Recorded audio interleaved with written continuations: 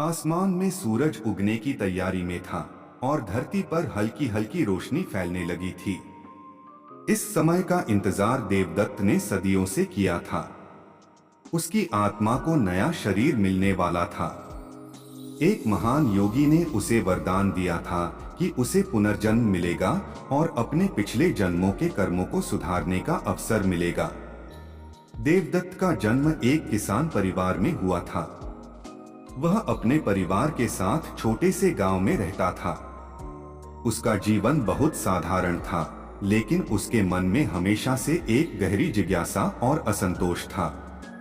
उसे हमेशा लगता था कि उसका जीवन कुछ और बड़ा करने के लिए है, कुछ ऐसा जो सिर्फ अपने और अपने परिवार की भलाई से परे हो। इसीलिए वह योग और ध्यान में रुचि लेने लगा।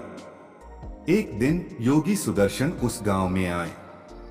योगी सुदर्शन एक ज्ञानी और सिद्ध पुरुष थे। उन्होंने देवदत्त की जिज्ञासा को भांप लिया और उसे अपनी शरण में ले लिया। उन्होंने देवदत्त को ध्यान और साधना की गहरी शिक्षा दी और उसे जीवन का असली उद्देश्य समझाया। एक दिन जब देवदत्त अपने ध्यान में लीन था, योगी सुदर्शन ने उसे बुलाया और कहा, देवदत्त, तुम्हारी आत्मा अब इस जीवन के लिए तैयार नहीं है। तुम्हें एक नया शरीर मिलेगा जिसमें तुम अपने पिछले कर्मों को सुधार सकोगे और नए कर्म कर सकोगे। देवदत्त को यह सुनकर एक अजीब सी खुशी हुई, लेकिन साथ ही वह अपने परिवार और गांव को छोड़ने के विचार से दुखी भी था। योगी सुदर्शन ने उसे सांत्वना दी और कहा, जीवन का यह चक्र अनंत है। हमें अपने कर्मों के माध्यम से इस चक्र से मुक्ति पानी होती है। देवदत्त ने अपने परिवार से विदा ली और योगी सुदर्शन के साथ निकल पड़ा। वे दोनों एक पवित्र नदी के किनारे पहुंचे, जहां योगी ने उसे ध्यान करने का आदेश दिया। देवदत्त ने अपनी आंखें बंद की और गहरे ध्यान में चला गया। जब उसने अपनी आंखें खोली तो वह एक नए शरीर में था। उसे एक बड़े शहर में एक संपन्न परिवार में जन्म मिला था। इस नए जीवन में उसके पास हर वह सुविधा थी जिसकी उसने कभी कल्पना भी नहीं की थी, लेकिन उसकी आत्मा में अभी भी वही पुरानी जिज्ञासा और असंतोष था। उसने अपने नए जीवन में भी ध्यान और साधना को अपनाया। अब देवदत्त का नया नाम आकाश था।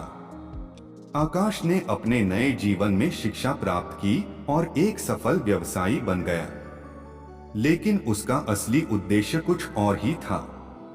उसने अपने धन का उपयोग गरीबों और जरूरतमंदों की मदद करने में किया।